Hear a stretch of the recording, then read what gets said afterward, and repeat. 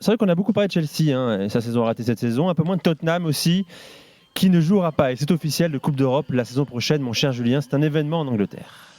Ouais, c'est un événement effectivement. Tu as raison, Nico, parce que ils étaient assez finalement constants à ce niveau-là sur les dernières saisons, surtout en Ligue des Champions, bien sûr. Et c'est vrai que là, terminer comme ça à cette huitième place. Très pauvre finalement, 14 défaites cette saison pour Tottenham. Ils ont changé d'entraîneur plusieurs fois, puisque bien sûr Antonio Conte avait commencé la saison. Ensuite il s'est fait remplacer par son adjoint à lui, Christian Stellini, avec qui ça n'a pas du tout marché. Ryan Mason est devenu le troisième entraîneur de la saison pour terminer cette campagne, justement, essayer d'accrocher une place européenne. Et au final ça s'est effondré sur la fin. Ça montre, et encore une fois on en avait parlé avant, mais le pauvre management, on va dire, des propriétaires du club, dont Joe Louis, qui habite aux Caraïbes quelque part, qui n'est pas du tout intéressé par le club, mais pourtant qui détient ce club-là. Par bien sûr Daniel Levy, qui est le président, celui qui dirige le club au jour le jour, qui a beaucoup de mal et dans le recrutement et aussi bien sûr dans le choix des entraîneurs, clairement, parce que ça fait quand même plusieurs saisons maintenant, de Nuno à Mourinho en passant par Conte bien sûr, et puis tous les autres cette saison où ça ne fonctionne pas du tout. Et puis après, bien sûr, en termes de recrutement aussi, on a vu des joueurs cette saison qui ont porté le maillot de Tottenham qui n'auraient jamais dû, dans cette équipe-là, être sur le terrain. Donc ça fait beaucoup, tu effectivement. Penses à qui, par exemple? Un joueur comme Emerson Royal, je suis désolé, même s'il a eu quelques bons moments dans la saison, c'est catastrophique. Ça n'a pas du tout le niveau d'une équipe comme Tottenham qui vise le top 4 en Angleterre, qui il y a pas si longtemps était en finale de Ligue des Champions. C'est pas à ce niveau-là. Même un Pedro Porro qui sont allés payer très très cher au Sporting en janvier, qui a montré beaucoup de limites, même si en phase offensive ça peut être intéressant parfois. Mais donc voilà, il y a pas mal d'erreurs. Bien sûr ils ont eu des blessures. Ils ont perdu Bentancur par exemple à un moment clé de la saison qui leur a fait beaucoup de mal. Heung-min Son qui est l'ombre de ce qu'il a pu être la saison dernière par exemple. Donc il y a eu des circonstances aussi qui ont fait que cette saison n'a pas été bonne. Mais quand tu penses qu'Harry Kane inscrit 30 buts cette saison en championnat, uniquement en première ligue, 30 buts cette saison, dans une équipe pareille en bois, qui ne fait rien pour lui, et que tu penses que Haaland marque 36 buts dans une équipe comme City, qui est formidable, qui est une machine à créer des occasions, à jouer avec du mouvement, etc. Il y a presque plus de crédit finalement à la saison de Kane que celle d'Haaland, même si Haaland est incroyable. Avec ça, bien sûr. Mais c'est assez incroyable. Et pour la deuxième fois de sa carrière, Kane finit avec 30 buts ou plus en première ligue. Et à chaque fois, il finit pas meilleur buteur, puisque Salah la première fois avait plus de buts que lui. Et là, c'est Haaland. Mais c'est vrai que c'est assez incroyable. Non, mais Julien, franchement, on a envie de le dire encore une fois, on en a déjà parlé, mais va voir ailleurs Harry Kane. Va jouer un trophée, un titre qui t'échappe avec Tottenham depuis que tu es dans ce club.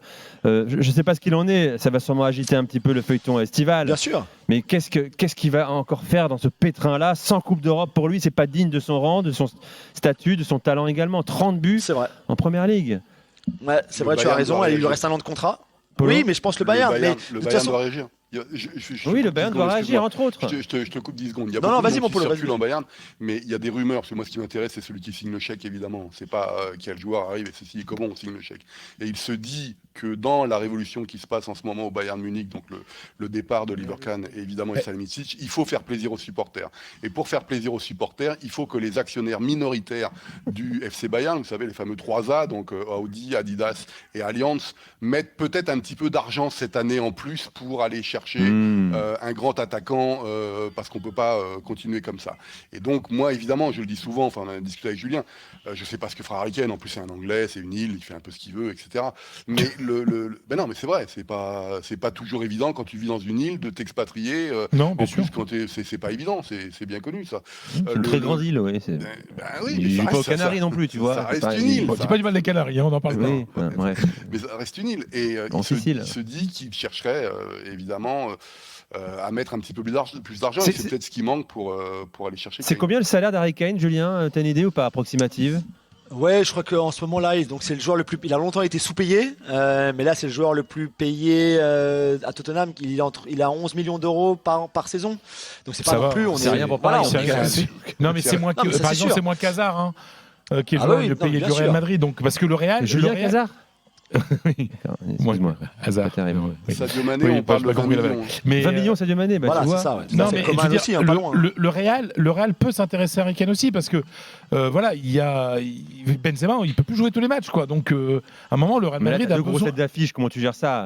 Benzema, Kane, alternance, ensemble, c'est compliqué. Pourquoi pas? Oui, parce qu'il y a Rodrigo et puis il y a Vinicius sur les côtés. Mais donc, mais je veux dire, à un moment, le Real Madrid est obligé d'avoir un vrai buteur sur lequel tu peux compter 2 fois par par semaine, quoi. En Italie, il y a la question se pose Le pas, plus on n'a pas intéressant. d'argent. Yoann, t'as pas d'argent. On n'a pas de sous, nous. On n'a pas de sous, non, c'est pas la peine. On a encore au lire. Ouais, mais nous, on fait pas dans la charité, nous, de toute façon. Mais après, non, mais ce qui va être intéressant, il y a deux choses. Pour Kane, c'est que Daniel Levy et Tottenham vont vouloir le vendre parce qu'il lui reste un an de contrat. Et il prolongera pas son contrat. Il aura 30 ans le mois prochain. Eux vont vouloir le vendre à l'étranger parce qu'ils n'ont pas envie de renforcer un adversaire comme un Chelsea par exemple ou un Manchester United, qui sont deux clubs qui vont chercher un attaquant de son statut à lui. Et en revanche, pour Kane, lui, ce qu'il veut, même si je pense qu'il aimerait peut-être aller au Bayern ou au Real, bien sûr, dans ce genre de club-là, c'est qu'il a envie de battre le record du plus grand nombre de buts marqués dans l'histoire de la Première Ligue, qui est détenu par Alan Shearer. Il est qu'à 50 buts. Il a besoin de 2 saisons en Première Ligue encore, peu importe le club finalement, parce qu'on voit que même dans des équipes en bambou, il arrive à marquer 30 buts. Donc s'il va dans une meilleure équipe comme Manchester United, bon, Chelsea, c'est pas forcément donné, mais il retrouverait Pochettino avec lui à Chelsea, qui sont quand même son père spirituel. Donc c'est ça un petit peu le paradoxe. Et juste pour finir sur les attaquants, cet été sera, quoi qu'il arrive, un mercato des attaquants, des numéros 9. Parce que si on pense au Bayern, à Chelsea, au PSG, voire peut-être au Real Madrid, à Manchester United, il y a beaucoup de clubs qui vont chercher ce grand numéro 9. Il n'y a pas que l'Italien dans ta liste. Non mais j'arrive aux Italiens, mon yo, parce que il y a aussi des grands numéros 9 qui vont peut-être bouger, comme un Vlahovic, comme un Osimhen, comme un Kane, bien sûr. Et je pense que c'est vraiment cette position-là qui va vraiment animer le marché cet été. Yoann ? Non, c'est vrai. Il y a Milan qui cherche un neuf quand même aussi, mais ce ne sera pas le même profil. On ne sera pas dans ces ordres d'idées, de prix. On sera plutôt sur un jeune joueur prometteur, type Balogun, Jonathan David, ces attaquants-là. Mais pour revenir à Harry Kane, moi je trouve intéressant et assez fascinant en fait cette idée de record du nombre de buts marqués en Première Ligue en fait. Ça peut le driver aussi dans son choix en fait, parce que écrire l'histoire, on sait qu'il y a plein de joueurs qui sont à la recherche de ça, de rester dans les livres de records, etc.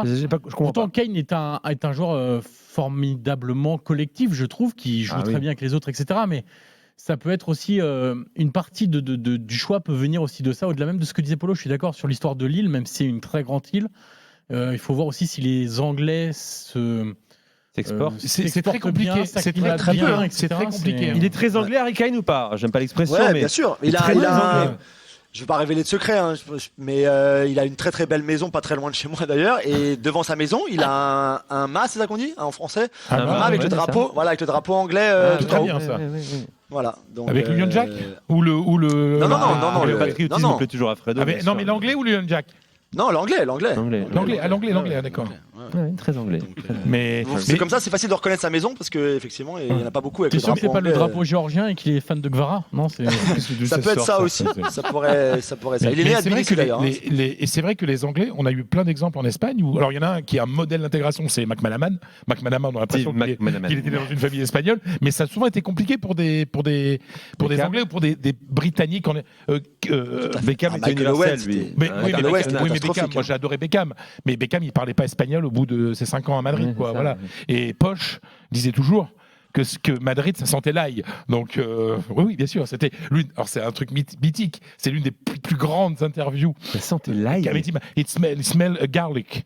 Elle dit qu'elle n'aimait pas trop Madrid parce que ça sentait l'ail. Mon Dieu. Donc, mais je vous jure que c'est vrai. Mais Julien, tu t'en souviendras de ça. Oui, tout à fait, je m'en rappelle très vrai, bien. Ouais. Bon, très bien. Donc, les villes ont une odeur, j'aime bien l'idée, pourquoi pas. Mais non, c'est vrai qu'en Espagne, on aime bien manger. Et puis Madrid, c'est quand même là où le couple Beckham a explosé quand même, puisque c'est là où il a eu en tout cas, la relation extra-conjugale révélée en tout cas. L'adultère. Bon.